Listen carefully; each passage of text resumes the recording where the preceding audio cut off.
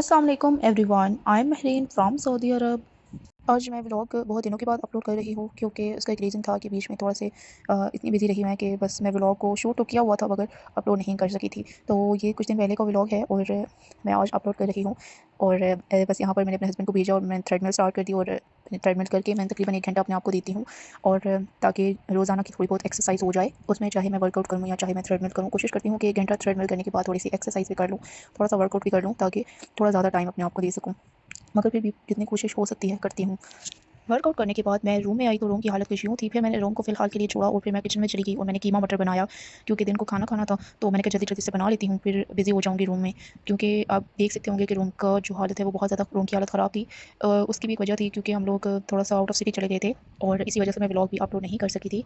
हम लोग रियाद चले गए थे, थोड़े काम के सिलसिले में हमें जाना था, तो हम लोग वहाँ चले गए और वहाँ की मैं कोई भी पिक्चर कुछ भी अपलोड नहीं कर सकी, कोई व्लॉग अपलोड नहीं कर सकी। तो इस वजह से बस वापस आए तो बहुत ज़्यादा गंद जो था वो पड़ा हुआ था हर तरफ। आज मुझे बहुत सारे काम थे और मैंने कहा जल्दी-जल्दी से आज हाथ चलाती हूँ क्योंकि काम बहुत ज़्यादा हैं और दिन भी इतना छोटा हो गया है कि पता ही नहीं चलता सुबह से शाम कब हो जाती है। दिन का खाना बन चुका था, फिर मैं रूम में आ गई और रूम की सफाई शुरू कर दी। तो यहाँ पर देख सकते हैं कि अब मैं जितनी भी चीज़ें हैं सेटल करने वाली वो मैं कर रही हूँ। यहाँ पर तो बहुत ज़्यादा ठंड हो गई है और पहले हालाँकि ऐसा कभी नहीं हुआ, इतनी ठंड कभी नहीं होती, लेकिन इस दफ़ा बहुत ज़्यादा सर्दी हो गई है, ठंड हो गई है। और हालाँकि इतनी ठंड कभी नहीं हुई कि हमें जैकेट्स की और अपर्स वगैरह की किसी भी चीज़ की ज़रूरत पड़े, लेकिन इस दफ़ा बहुत ज़्यादा सर्दी होने की वजह से हम लोग जैकेट्स के बगैर बाहर जा ही नहीं पाते, बहुत ज़्यादा ठंड हो गई है। लेकिन शुक्र अल्हम्दुलिल्लाह कि इतना भी मौसम ठीक है, इतना भी मौसम थोड़ा ठंडा होना चाहिए, बिल्कुल ही गर्मी होती थी पहले, लेकिन इस दफ़ा मौसम थोड़ा-सा बेहतर हो गया है। आज मेरी वार्डरोब की हालत बहुत ज़्यादा बुरी हुई थी और मुझे घबराहट होती है जब कोई काम भी जो है बिखरा हुआ हो, तो मुझे बहुत ज़्यादा टेंशन होती रहती है कि मेरा ये काम नहीं हुआ। तो मैंने सोचा कि आज वार्डरोब जो ख़राब हुई हुई है तो उसे सही कर लेते हैं। अच्छा, मेरे साथ अक्सर इस तरह होता है कि जब हम लोग आउट ऑफ सिटी विज़िट के लिए जाते हैं, पैकिंग वगैरह के दौरान बहुत ज़्यादा सामान बिखरने की वजह से वार्डरोब हमेशा ख़राब हो जाती है।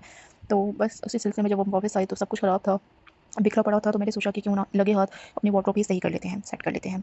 तो बस मैंने वार्डरोब सेट करना शुरू कर दी। यहाँ पर मैं उस्मान के कपड़े जो हैंग कर रही हूँ और ऐसा कभी नहीं हुआ कि मेरे साथ कुछ ब्लडर ना हो। जल्दबाज़ी में हमेशा ब्लडर हो जाते हैं। मैं यहाँ पर कपड़े हैंग कर रही थी तो जो ऊपर रॉड था वो नीचे गिर गया। कहते हैं ना जल्दी का काम शैतान का काम होता है, तो बस जल्दबाज़ी के चक्कर में वो रॉड नीचे गिर गया और मैंने दोबारा से ऊपर लगाया और फिर जो कपड़े थे वो हैंग करना शुरू कर दिए। अच्छा, इसमें से बहुत सारे जो कपड़े थे वो प्रेस नहीं हुए थे, तो मैंने सोचा कि जल्दी-जल्दी से ऐसे ही अभी हैंग कर देती हूँ। बाद में जब हैंग करने के बाद वार्डरोब सेट हो जाएगी तो उसके बाद नेक्स्ट डे मैं जितने भी कपड़े प्रेस करने वाले हैं वो मैं सब कर लूँगी। कौन कहता है कि हमारे पास काम नहीं होते करने को। आप देख सकते हैं कि मैंने सुबह से शाम तक कितने सारे काम किए और पूरा दिन की रूटीन आप सबके साथ आज शेयर कर रही हूँ। तो आप देख सकते हैं कितने सारे काम जो मैंने आज किए थे। मुझे लगता है कि जब हम घर की डीप क्लीनिंग करने पर आते हैं तो बहुत सारे काम निकल आते हैं। जैसे मेरे साथ आज था, जब मैं डीप क्लीनिंग शुरू करती हूँ तो हमेशा मेरे साथ ऐसा ही होता है कि बहुत सारे एक्स्ट्रा काम निकल आते हैं।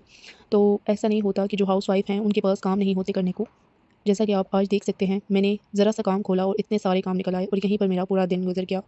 उस्मान की वार्डरोब सही करने के बाद मैं अपनी वाली साइड पर आ गई और मैंने अपनी भी सारी वार्डरोब सही करनी थी। इसमें से बहुत सारे कपड़े जो पैक पड़े हैं, ये मैंने अभी तक नहीं पहने। बहुत सारे ऐसे कपड़े हैं जो अभी तक मैंने यूज़ नहीं किए और ये ऐसे ही पड़े हैं। दरअसल पहले इस तरह यहाँ पर सर्दी नहीं हुआ करती थी, लेकिन इस दफ़ा बहुत ज़्यादा ठंड होने की वजह से कपड़े यूज़ में आ रहे हैं। जो गर्म कपड़े जो मैं साथ लाई थी पहले, वो पहले यूज़ में नहीं आते थे, मगर इस दफ़ा यूज़ में आ रहे हैं।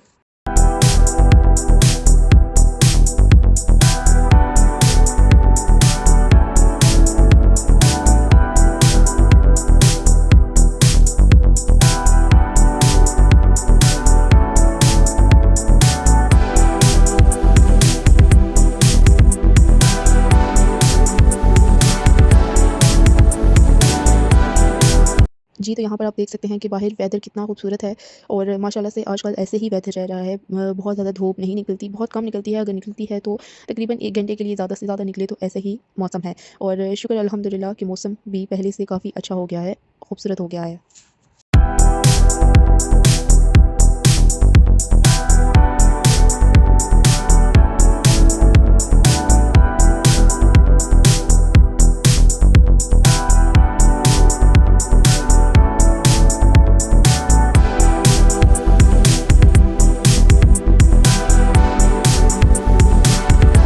जी, तो यहाँ पर हमारी वार्डरोब बिल्कुल सेट हो गई थी और उसके बाद मैंने अपना बेड बनाया। और जब आप बेड बनाते हो ना, तो मुझे लगता है कि आपको आधी सैटिस्फैक्शन हो जाती है कि आपका रूम साफ़ है। और मेरे साथ अक्सर इसी तरह होता है कि जब भी घर पे कोई ऐसा काम जो करने वाला हो, ना हो रहा हो या ना हुआ हुआ हो, तो बहुत ज़्यादा टेंशन होती रहती है कि ये काम क्यों नहीं हुआ हुआ। तो गंदा घर बिल्कुल पसंद नहीं है मुझे और मुझे बस होता है कि बस हर वक़्त क्लीन रहे। इस तरह से गंद जो है वो ज़्यादा नहीं होना चाहिए। तो कभी-कभार हो जाता है, आपकी तबीयत ठीक नहीं होती तो आप काम नहीं कर पाते या आप आउट ऑफ सिटी हो तो काम नहीं कर पा रहे। तो लेकिन जिस तरह से मैंने आपको बताया कि हम रियाद चले गए, उसकी वजह से बहुत ज़्यादा पीछे बंद हो गया था, क्योंकि हम लोग तकरीबन 1 वीक वहाँ पर रहे थे। 1 वीक कह लें या 3-4 दिन कह लें, हम वहाँ पर रुके थे, जिसकी वजह से थोड़ी डस्ट हो गई थी घर में। जी, तो फिर मैं रूम की क्लीनिंग वगैरह करके फिर मैं आ गई रात के खाने की तैयारी की तरफ, क्योंकि दिन को हमने मटर कीमा बनाया था तो वो भी पड़ा हुआ था थोड़ा-सा। तो फिर मैं सोचा कि शाम को अब ऐसे करती हूँ कि चिकन के और आलू के मिक्स करके कबाब बना लेती हूँ, कटलेट्स बना लेती हूँ। तो हम लोगों ने शाम को यही प्लान किया कि कुछ हल्का-फुल्का बनाते हैं, ज़्यादा हैवी नहीं बनाते। तो बस उसके लिए ही मैं तैयारी करना शुरू कर दी, और सबसे पहले मैंने आलू और चिकन को कट लगाकर पीसेस करके मैंने उसे बॉयल होने के लिए रख दिया था। अच्छा, मैंने जो चिकन है वो मैंने ब्रेस्ट चिकन के जो पीसेस होते हैं वो यूज़ किए थे 3 से 4, और साथ में जो आलू थे वो मैंने उन पे छिलके उतार के उसके कट्स लगाकर ऊपर बॉयल होने के लिए दोनों चीज़ों को इकट्ठा ही रख दिया था, ताकि जल्दी-जल्दी से बॉयल हो जाएँ। और साथ ही उसके जो दूसरे इंग्रीडिएंट्स हैं वो मैंने कट करना शुरू कर दिए। साथ ही मैंने उसके अंदर जो चीज़ें डाली थी, क्योंकि आलू और चिकन के कटलेट्स टाइप बन रहे हैं, तो इसलिए मैं बीच में थोड़ी-सी वेजिटेबल्स डालूँगी, जिसमें प्याज़ और टमाटर है। और अगर आप चाहें तो आप और भी मुख्तलिफ वेजिटेबल्स कट करके डाल सकते हैं, मगर मैं प्याज़ और टमाटर डालती हूँ, और साथ में थोड़ा-सा कोरिएंडर डालूँगी, और साथ में जो सब्ज़ मिर्च है वो यूज़ करूँगी। तो बस मैं ये नॉर्मल ही चीज़ें डालती हूँ और कुछ स्पाइसेस का यूज़ करूँगी। तो यहाँ पर मैंने प्याज़ और टमाटर को कट कर लिया है, और साथ में मैं कोरिएंडर कट करूँगी, और साथ में सब्ज़ मिर्च का इस्तेमाल करूँगी, तो वो भी मैं सब चीज़ें पहले से कट करके रख दूँगी। और आप यहाँ पर देख रहे हैं कि आलू और चिकन को मैंने बॉयल होने के लिए रखा हुआ है, और साइड पे ही हमारी बाकी चीज़ें भी कट हो चुकी हुई हैं। दरअसल यहाँ पर हमारा प्लान बन रहा था कि हम लोग इशा की नमाज़ पढ़ने के लिए मस्जिद नबी जाएँगे, तो इसलिए मैंने सोचा कि चलो जल्दी-जल्दी आधा काम मैं करके चली जाती हूँ, और आधा जो है वो वापस आके कर लूँगी। तो इसलिए बस मैं जल्दी-जल्दी हाथ चला रही थी।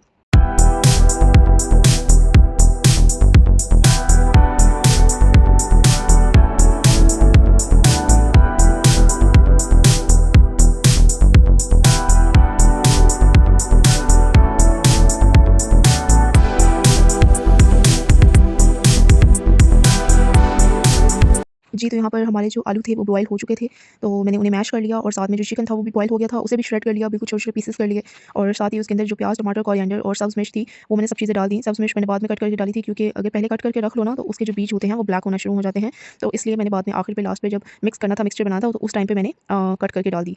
और यहाँ पर आप देख सकते हैं कि मैंने सब चीज़ें डाल दी, और उसके बाद मैंने इसके अंदर कुछ मसाले डालने थे, कुछ स्पाइसेस डालने थे। अच्छा, मैं इसके अंदर बहुत ज़्यादा स्पाइसेस नहीं डालती, तो मैं इसके अंदर घर में जो पड़ी हुई चीज़ें हैं, नॉर्मली स्पाइसेस होते हैं, वो यूज़ करती हूँ, जिसमें हल्का-सा मैं हल्दी पाउडर डालती हूँ, बिल्कुल हाफ टेबल स्पून, ज़्यादा नहीं। तो उसके साथ-साथ मैं उसके अंदर कोरिएंडर पाउडर डालती हूँ। अच्छा, कोरिएंडर पाउडर की खुशबू जो होती है ना, वो बहुत ज़्यादा अच्छी होती है, स्पेशली जब फ्रेश हो। तो इसकी खुशबू मुझे बहुत अच्छी लगती है, तो 1 टेबल स्पून मैंने वो डाला, हाफ टेबल स्पून मैंने रेड चिली पाउडर डाला, हाफ टेबल स्पून मैंने इसके अंदर गरम मसाला पाउडर डाला, और 1 टेबल स्पून कह लें कि मैंने इसके अंदर सॉल्ट का इस्तेमाल किया, क्योंकि यहाँ का सॉल्ट थोड़ा-सा सी सॉल्ट होता है, तो वो थोड़ा-सा तेज़ होता है, इसलिए मैंने 1 टेबल स्पून डाला था। ये सब चीज़ें आप अपने हिसाब से डाल सकते हैं। तो मैंने कहा बना रही हूँ, तो आप सबके साथ भी शेयर कर देती हूँ। तो यहाँ पर सब चीज़ें डालने के बाद मैंने अच्छे तरीके से उसको मिक्स कर लिया और मिक्सचर बना लिया। जी, तो यहाँ पर जब तक मैं अपना मिक्सचर रेडी कर रही हूँ, तब तक आप जाएँ और मेरे यूट्यूब चैनल को सब्सक्राइब कर दें, और मेरी वीडियोज़ को ज़्यादा से ज़्यादा शेयर करें, और अच्छे-अच्छे कमेंट्स करें। मुझे बहुत ज़्यादा खुशी होती है जब मैं आपके कमेंट्स पढ़ती हूँ, और मुझे ज़रूर बताएँ कि आप मेरी वीडियोज़ कहाँ से देख रहे हैं।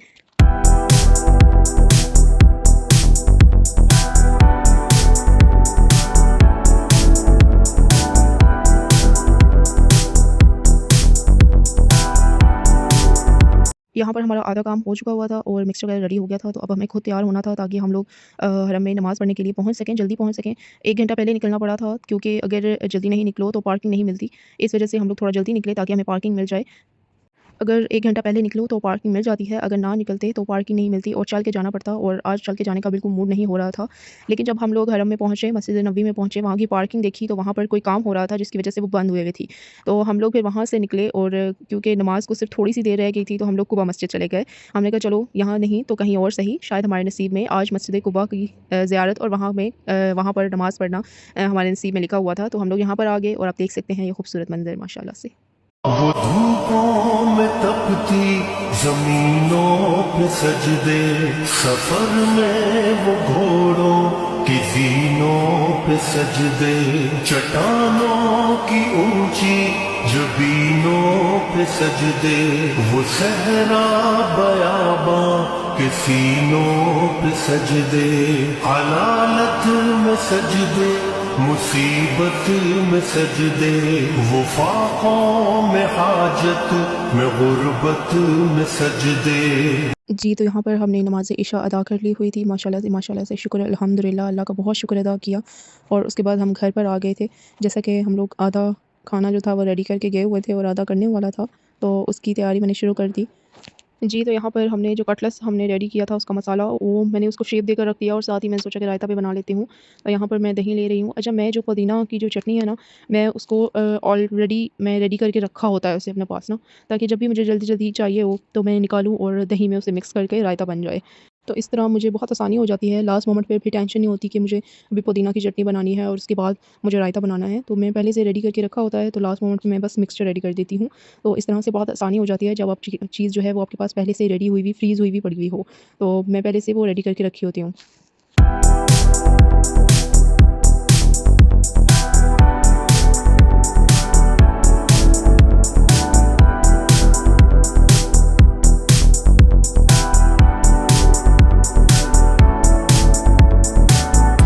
जी, तो यहाँ पर हमारा जो रायता है वो भी बिल्कुल रेडी हो गया है। ऐसे मैंने पुदीना की चटनी जो है वो बनाकर रखी हुई होती है। आप चाहें तो जैसे फ्रीज़ करते हैं ना, जैसे क्यूब्स में फ्रीज़ करके रखते हैं, आप चाहें तो वैसे भी फ्रीज़ करके रख सकते हैं। तो बड़ी आसानी हो जाती है ये, कि लास्ट मोमेंट पे टेंशन नहीं होती फिर कि चीज़ बनाने वाली है अभी।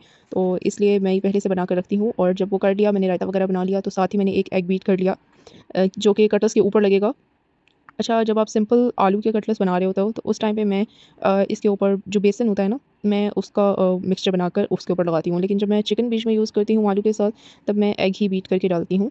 उसी के साथ ऊपर उसकी कोटिंग करती हूँ। तो जब सब कुछ रेडी हो गया तो मैंने सोचा कि साथ-साथ ये रोटी भी बना लेती हूँ, क्योंकि अब तो काफ़ी टाइम हो गया था, खाने का वक़्त भी हो गया था। तो मैंने कहा लेट हो जाएँगे अगर मैं इसी तरह रही, तो फिर मैंने जल्दी-जल्दी से रोटी भी बना ली साथ ही साथ। अच्छा, एग में मैं सिर्फ़ सिंपल थोड़ा-सा नमक का मैंने यूज़ किया, सॉल्ट का यूज़ किया और थोड़ा-सा ब्लैक पेपर का यूज़ किया। मैंने बहुत ज़्यादा मसाले नहीं डाले, क्योंकि जो मिक्सचर रेडी किया हुआ था कटलेट्स का उसके अंदर भी काफ़ी मसाले थे, तो मैंने इसलिए एग के अंदर सिर्फ सॉल्ट और थोड़ा-सा ब्लैक पेपर का इस्तेमाल किया है और साथ ही साथ यहाँ पर रोटी बन रही है। अब तो नया साल कल से शुरू हो रहा है और कल से न्यू ईयर है और दुआ किया करें कि अल्लाह ताला नया साल हम सब की ज़िंदगी में खुशियों वाला साल हो और मुझे भी आप सब दुआओं में ज़रूर याद रखें। और जहाँ पर हम न्यू ईयर की इतने सेलिब्रेशंस करते हैं वहाँ पर नफ़ल भी अदा किया करें और अल्लाह ताला का बहुत शुक्र अदा किया करें। यहाँ पर हमारी जो रोटी थी वो भी रेडी हो रही थी और साथ ही साथ में मैंने ये जो कटलेट्स थे वो फ्राई होने के लिए रख दिए थे। तो मेरे हस्बैंड आए और उन्होंने कहा कि तुम रोटी रेडी करो और मैं कटलेट्स जो है ना वो तैयार करता हूँ। तो वो भी मेरे साथ हेल्प करवाने लग गए। तो ये जो मोमेंट होता है ना, मुझे लगता है कि ये बहुत खूबसूरत मोमेंट होता है जब आप दोनों हस्बैंड वाइफ मिलकर अपने हर काम को सपोर्ट करते हैं, एक दूसरे को सपोर्ट करते हैं। मुझे बहुत खुशी होती है जब मेरी उस्मान इतनी हेल्प करवाते हैं और अल्हम्दुलिल्लाह अल्हम्दुलिल्लाह अल्लाह का शुक्र है। बस यहाँ पर हमारा खाना बिल्कुल रेडी हो गया था। इंशाल्लाह आपसे मिलते हैं नेक्स्ट व्लॉग में। अपना बहुत सारा ख्याल रखें। नया साल आप सबको बहुत मुबारक हो। मेरे यूट्यूब चैनल को सब्सक्राइब कर दें। दुआओं में याद रखें। अल्लाह हाफ़िज़।